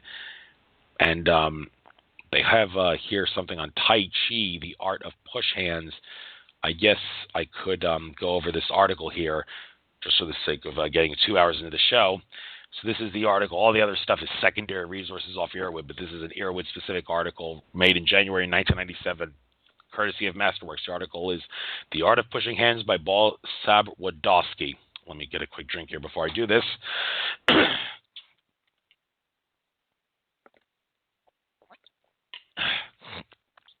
Excuse me, folks. All right. Key Essentials of Tai Chi Chuan Push Hands Practice, Part 2. The Art Within Pushing Hands and Its Personal Demands. This is something that's coming from another article, but I guess I can go over this even without getting to that earlier article. It says, in the previous introduction to the pushing hands method, the ability to interpret another's movements through the development of movement skills and perspective was hopefully outlined clearly. Barring the typing errors and the like, mea culpa with apologies. Anyway, no matters. What is perhaps most striking about the pursuit of movement theory and practice in the internal martial arts, its technology, is a subtlety of contradictions necessary to make progress. The ability to work within the framework of concepts and the principles that Tai Chi Chuan theory extols needs to be primarily experienced rather than immediately understood. Excuse me, many people like to argue the reverse, but do squirrels live in trees? Commonly, it appears that the personal agendas focused around pursuing Tai Chi technology can hinder significantly more than help. To struggle forward is not always progress. Internal arts are meant to be savored. Please be at ease. Enjoy. If inexperience thwarts your progress, then understanding is both preempted and are simply misinterpreted. Correcting the way one makes an effort to learn can be paramount to adjusting both reasoning and sensibilities. This will pay more than technical dividends to the bank of your learning curve. There are a few shortcuts. The learning of Tai Chi Chuan is complex. However, the exposition of the internal martial arts is fundamentally based in simplicity. The expression of the push hands demands dynamic liveliness. The mind is trained to be fairly expressive through pushing hands, with the success of each application being a temporary guide to its usefulness. Natural progress is a big method, a zigzag course. The best teachers enable personal interest to at least meet real method a real method despite the limits of time and energy. Motivated effort will lead to personal success if they are rooted in balanced purpose. But personal motivations are often more than oddly cultured. A mix of fantasy, anxiety, and issues of self-expression seem to dominate the perspectives of many people. However, these are issues which, although significantly may seem too personal, in fact, why spend any time on psychological mumbo-jumbo? After all, I just want to move like that, effortlessly, be skilled at that, gracefully. Well, that is great.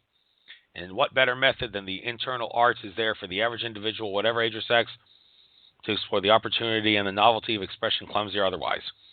Yes, through the pushing hands method, we traditionally meet the contradictions found in many of the Taoist classics. The contradictions, the push hands method. The Taoist classics are an important part of Chinese martial theory.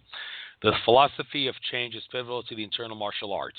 It is said that for every action, there's an equal and balanced reaction, as Isaac Newton would say. Change is based on this continuity, this interconnectivity. Each pair of Tai Chi Chuan must experience change with a clear, unruffled mind. And by the way, let me point out that the statement for every action, there's an equal opposite reaction. That's another way, a more down-to-earth way of saying the law of attraction is real, I assert. But as a rule, moving on with the article, as a rule, one must emotionally learn to adjust to the contradictions of pushing hands. Firstly, one must not seek out success. Be prepared to find and learn failure if to conform. This approach is apparent, but no one can uncover its meaning without experience. The body is neither be nor weak. Quick or slow, formed or formless in the exposition of the method. Major parts of a method. The body is like a wheel. The waist is like an axle. Because the human body is two-footed, Tai Chi's exercise is what Tai Chi is also called Tai Chi Quan, is largely rooted in the opening and closing of the waist. The appropriate use of the waist creates great fluidity of form. This must be a true expression of fluidity, not an artistic interpretation of it. Contact improvisation is not in any way the equivalent to pushing hands practice. However, it is a useful stepping stone. Your body can move like a central pivot. The explanation of practice says the body is like a wheel. The waist is the axle. Since the body is like a wheel, if there is pressure on the left, turn to the left. If there is pressure on the right, turn to the right. This is natural.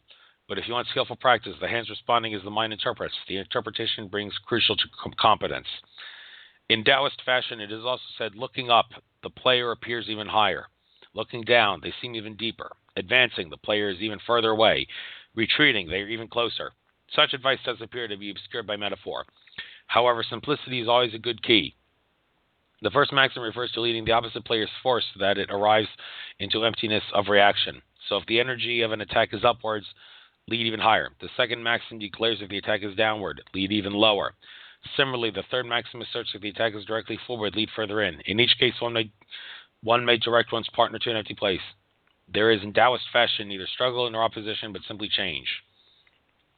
To accomplish successful push hands practice, it is better to seek out the curve. Avoid straight advance or straight retreat. Advancing or retreating require turning the body and changing the steps. The energy of the body is rooted in the stepping. To seek out the curve, one must not linearly advance or linearly retreat alone. The corners of one's movement must be accommodated. For instance, in the advancing motions, be aware of both left and right. In retreating, similarly, turn and step towards the left and right as a general rule. All of the advancing and retreating movements are like this, because turning and changing allow you to use the retreat as an advance, therefore it is not a true retreat. A true retreat would mean defeat. The boxing treatises say, advancing is advancing, retreating is also advancing. There is no contradiction here, for as the classics say, every step advances forwards, then you are without peer under heaven. Lightness. Perhaps the most famous of all metaphors is the reference to lightness. A feather cannot be added, a fly cannot alight. For in pushing hands, one must act with acute sensitivity. Then even if a feather or something as light as a fly falls on the body, it will be felt. This emphasizes the sensitive nature of Tai Chi push hands. The ultimate result is the difficulty of interpreting action and reaction. At the highest level, one does not allow the opponent to make use of your force, whether applying strength to you or borrowing strength from you. This is a most important and basic theory of push hands. However, not offering your opposite player some form of resistive dialogue is tantamount to not practicing pushing hands. Luckily, however, few people are that skilled or ungenerous. What is good pushing hands? The experience of meeting a good pushing hands practitioner is often misleading. This quote sums it up rather well. Quote, people do not know me, I alone know others. This is the highest level of accomplishment in push hands. Please do not interpret this to mean that one should be seeking to escape contact or be continually retreating. Like one seriously serious teacher once said to me, I do not allow anyone to touch me. Dream on. Retreating rapidly is no solution to every situation, nor even an appropriate Taoist ideal. In order to apply push hands technique, it is important to train towards sensitivity. In technical terms, this is called ting jing, listening to energy. Here one uses the hands, especially the tip of the fingers, to feel the path and intention of the opponent's movements. In time, one can anticipate the opponent no matter where they move. Neither will they have the time to defend by escape. Pushing hands. Chen Jin, a writer from Chen Village, Hunan Province, Wenxian County, has a clear cutaway of describing the spirit of push hands. He says, my spirit allows me to know what is coming. My wisdom allows me to hide the attack. Spirit simply means using the totality of the mind-body to feel the posture that the opponent is about to manifest. Thus, concealing one's intent, one may wisely disrupt or attack. People do not know me. I alone know others. The error of weighting the legs. The error of weighting the legs is the next sub-thing here. Posture is an internal event. The mind is everything. Lightness ensures freedom of change. If you are single-weighted, then you can be responsive. If you are double-weighted, then you are stagnant. In the practice of push hands, it is most important to accomplish energetic seal coupled to easy breathing. You must at all times in every movement use your practical experience to readily adhere to this idea of change. Some people describe double-weighted as both feet touching the ground at the same time or both hands striking at the same time. Interpreting one hand and one foot as meaning single-weightedness. This is too physical an explanation and may lead to misunderstanding. Mind is everything. Whether there is an appearance of a single-weighted or double-weightedness is not a matter of outer appearance, but an energetic feeling. Sagging, overly bent legs, and pressured feet are hardly light. Tai Chi is formless is the last thing here. The Tai Chi Chuan exercise is based on the wheel of change. Each change is pivotal when you have sensed your central pivot. When you have found where pivot is located, then your feeling will become spherical and every place will be integrated towards single-weightedness. If you do not feel your innate center of gravity, then your feeling will become stagnant and the body will be in parts and double-weighted right down to the smallest component.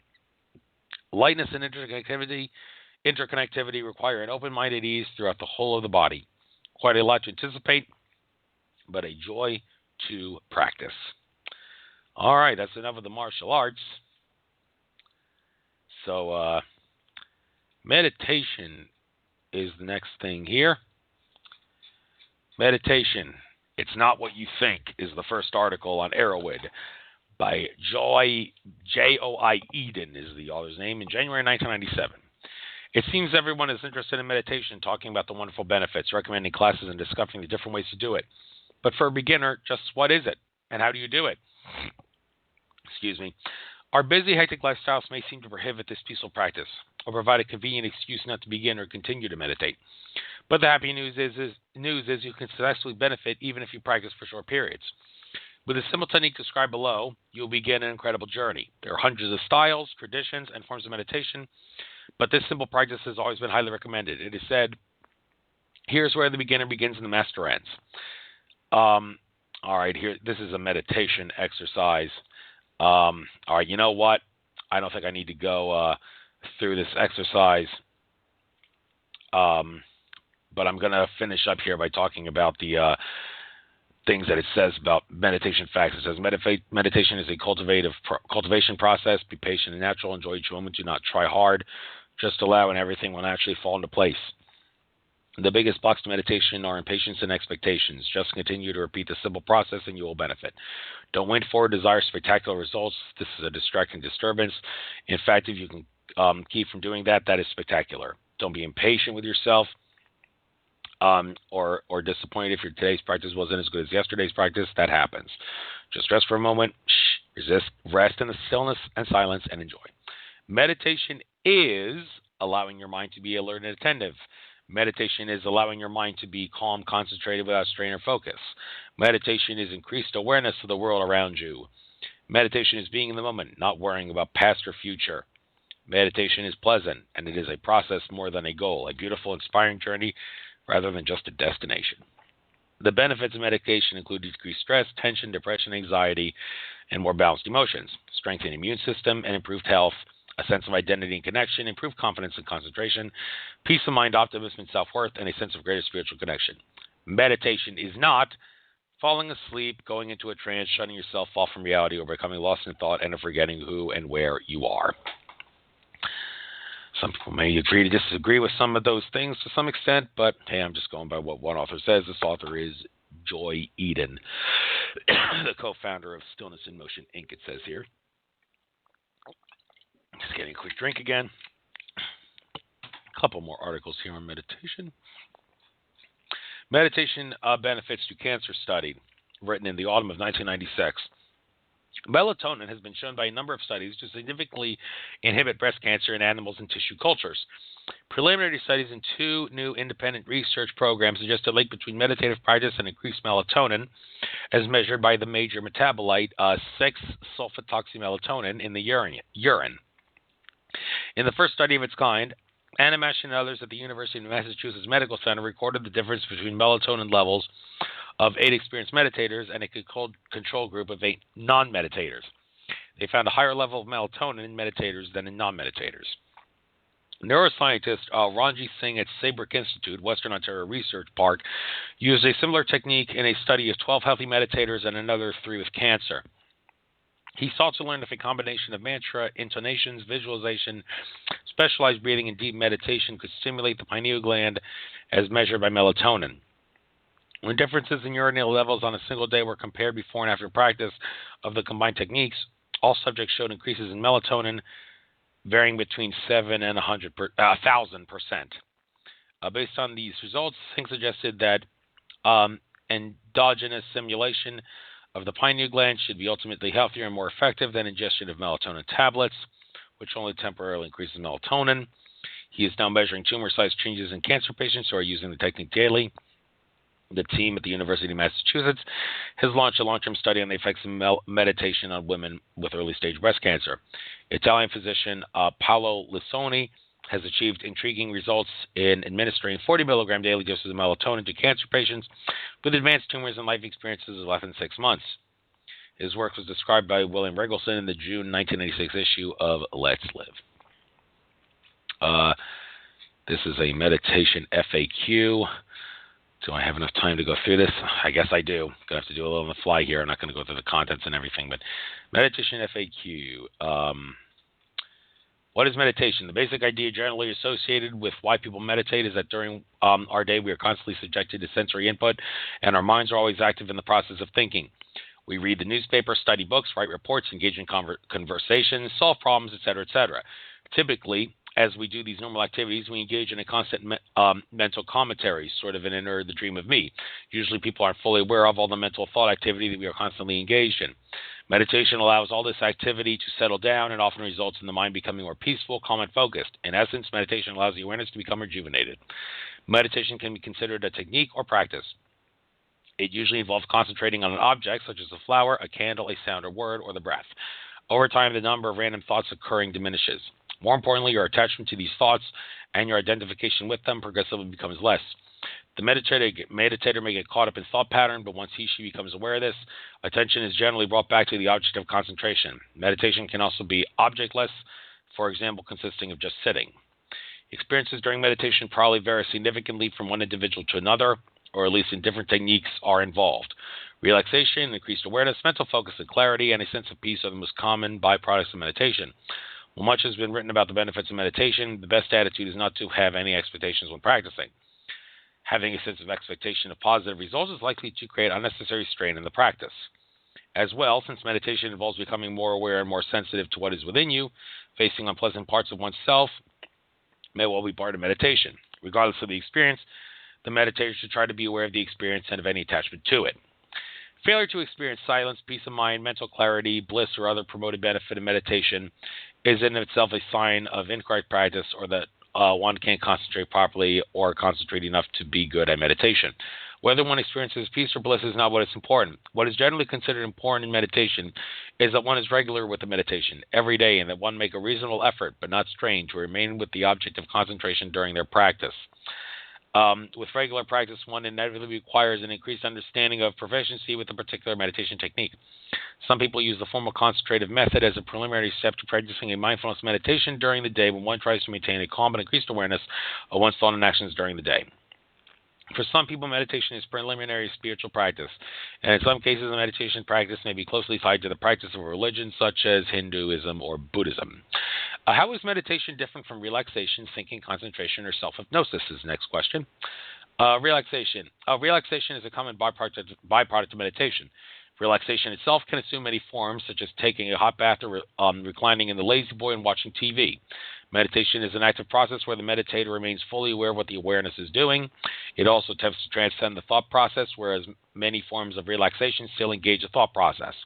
Meditation allows the body to relax and can offset the effects of stress both mentally and physically to the potentially much greater degree than passive relaxation. Thinking. Thoughts generally consume energy in the process of their formation.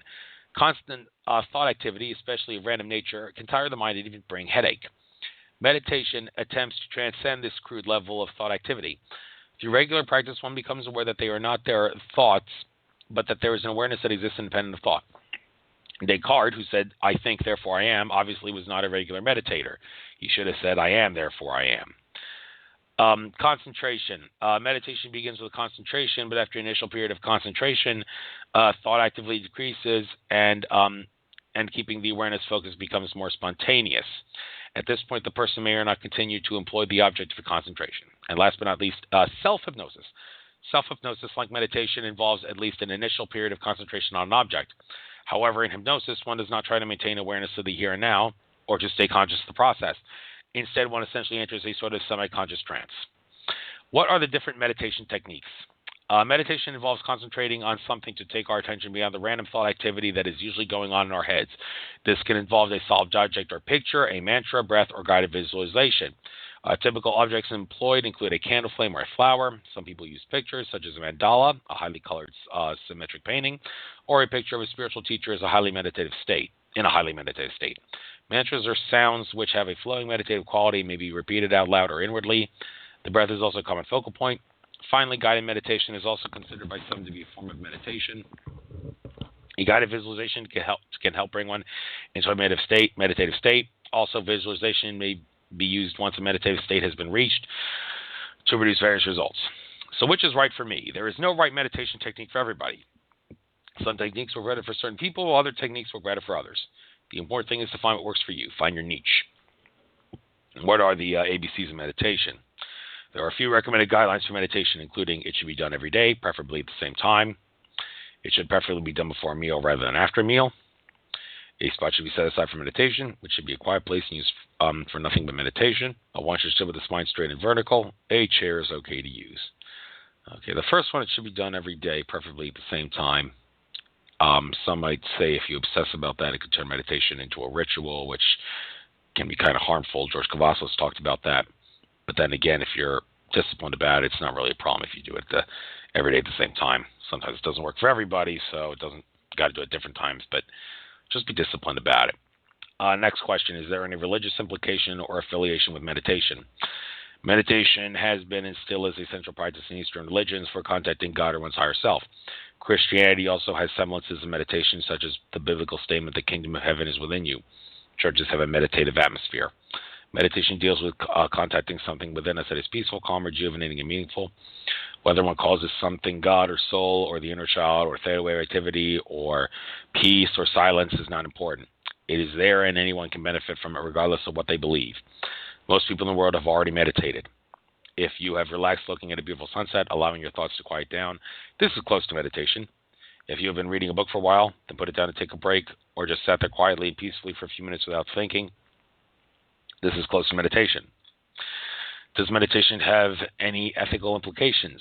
In many traditions, meditation practice is a means for reinforcing ethical qualities.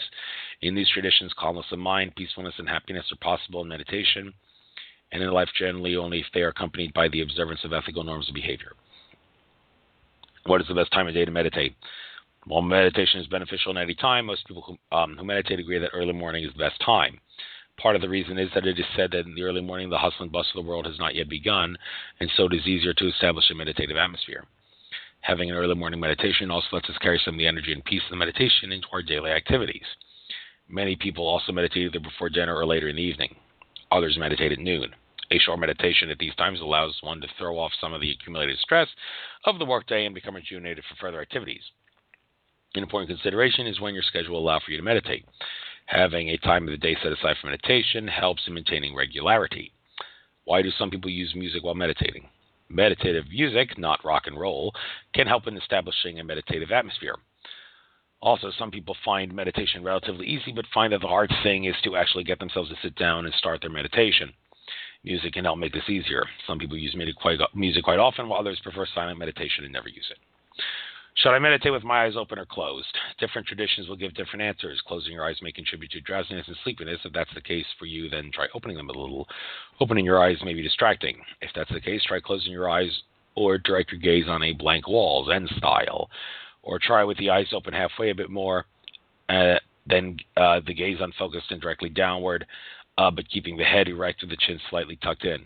Sometimes meditators experience headaches after focusing on a spot too closely to the eyes, perhaps closer than 3 feet. Whether focused or unfocused, the gaze should be relaxed in order to prevent eye strain or headache. Experiment and see what works for you and then stick with your choice. If you're using a candle, flower, or other visual object in your meditation, then here the technique itself requires your eyes to be at least partially open. There is a open eye meditation that I've tried doing in which you form a triangle shape with two objects that are of the same thing. Put them in front of you in a diagonal position, separate them by maybe, 6 feet, and then the object 6 feet apart, and then sit away from them, like in the middle of them, but about like maybe 6 to 8 feet away, and then focus like in the middle of those objects with each of your eyes, like not focused on the objects, but seeing the objects in your point of reference. And it puts you in like a great trance state, great open eye meditation. There's an article for it on in5d.com, I believe, that you guys can check out if anyone wants to look at that. Number 12, what are the physiological effects of meditation? The most common physiological effects of meditation are reduced blood pressure, lower pulse rate, decreased metabolic rate, and changes in the concentration of serum levels of various substances. 13, when I meditate, I experience physical pain in my body. What should I do? Sensations like itching, aches, pains, etc. can arise in the body when meditating for several reasons. Sometimes the cause is just an uncomfortable posture. Make sure that your posture is comfortable under normal circumstances. Other times, the cause of sensations in the body are more noticeable in meditation. The body and mind are calm when you're able to notice more details in your body experience. It is often interesting to simply observe these sensations in your body, to use them as the objects of meditation. Sometimes these sensations just go away without you having to move or change your posture. Remember that a quiet body contributes to a quiet mind. And I've heard some people agree to disagree on whether or not if you have an itch during a meditation, should you scratch the itch with your arm, or does that disrupt the meditation? You should just suck it up and last through the itch. I don't know. There's no right answer there. Number 14, how long should I meditate? Well, first learning meditation is usually not possible to meditate for more than 10 to 15 minutes. After regular practices, one becomes able to meditate for long periods of time. Many people meditate twice daily for 20 to 30 minutes, but the right duration and frequency is for individuals to decide. And do I need a teacher? It is theoretically possible to learn meditation from a book. However, most people who teach or practice medication agree that a teacher can be an invaluable aid in learning a meditation technique and making sure it is practiced the right way. A beginner will usually have several questions a teacher will be able to answer. Also, learning with a group of people, like a meditation class, allows you to experience the benefit of meditating with a group. Most people find that they have some of their best meditations while meditating in a group because there is a collective energy and focus present. Yes, and if you meditate in a group, you might often see, if you're with your eyes closed, if you do it in a circle, you might see flashes in your field of view with your eyes closed. I experienced that at the N5D conference in October 2013 down in the quartz crystal sand of the beach. That was pretty entertaining. Various individuals and groups teach meditation. Some charge and some don't. Many different techniques are taught, some more spiritual in nature, and others mainly concerned with stress reduction and gaining low peace of mind. As always, the important thing is finding what works for you. All right, next. Prayer. I don't think I really need to get into prayer because, like I said, I don't pray. I meditate. But it says to clasp the hands in prayer is the beginning of an uprising against the disorder of the world. Karl Barth said that. He lived from 1886 to 1968. And, I usually think of religion as brainwashing. You're entitled to freedom of religion, but I don't think I'm really going to get into that. I don't have much time anyway. Sweating. Says here, sweating, a tradition of baths and sweat lodges exist among a number of cultures. Healing and spiritual benefits have often been attributed to sweating in these contexts. For example, the sweat house, by housing and controlling the awesome power of fire, can be seen as a shrine to that element. Among some traditions, medicinal or magical herbs are used to enhance the steam and its effects. There's a website here, Cyber Bohemia, CYBERBOHEMIA.com. Sweat bathing, be it in the form of a Finnish sauna, the Russian banya, the Turkish harman, or the American Indian sweat lodge, is as common to the world as the baking of bread and the squeezing of the grape. I spent 3 years traveling around the world, photographing, researching, yes, enjoying many of these baths. The author of the site says, here are some excerpts, yada, yada, yada, yada. And sweat lodge and its use. Unfortunately, this article is too long. I don't have time to get into it. But Dr. Joel Wallach, when I had him on my show, he said sweating is a two-edged sword.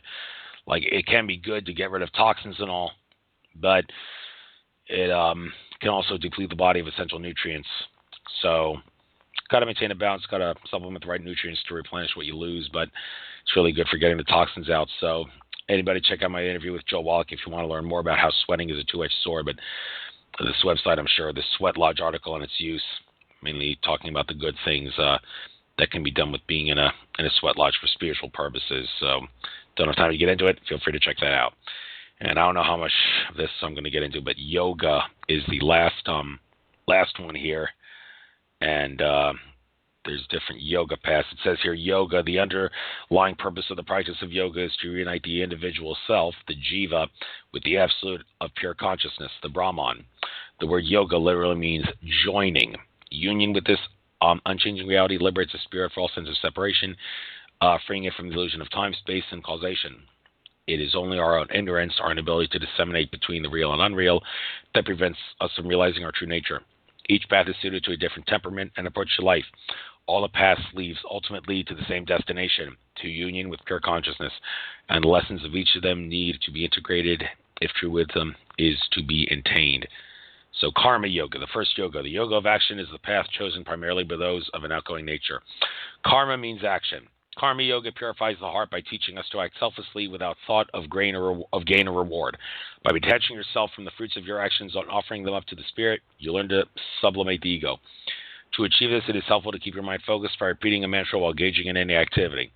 Karmic yoga is based on the concept of karma. Karma stands for everything that we are not conscious of, that which we do not fully understand or do not see for what it is. Things are seldom experienced for what they truly are, but rather for what we consider them to be. By the universal law of karma, good actions beget good results, and evil actions produce evil results. Intention is everything. One does not suffer for unintended evil actions, and one is rewarded for good intentions. The emphasis of karma yoga, of not tracking goods and bad deeds, however, rather the emphasis on non-attachment, on action performed with full attention to the here and now. Karma yoga is wisdom in work or action. The karma yogin seeks, experiences, and confronts everything with great awareness, sees it as is, never judges. Nothing is either attractive or repulsive. It simply is. He, she creates no future karma. He, she simply lives, with actions marked by poise of body, mind, and spirit. Mahatma Gandhi exemplified the spirit of karma yoga.